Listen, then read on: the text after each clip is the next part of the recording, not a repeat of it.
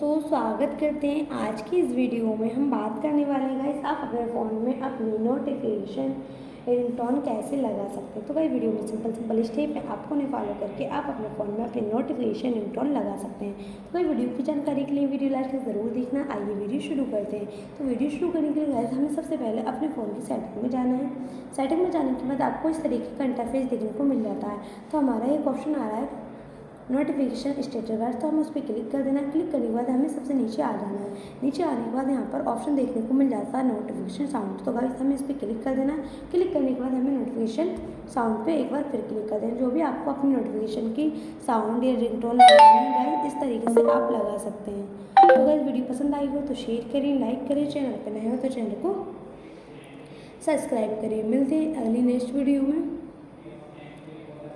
तब तक के लिए bye bye and take care.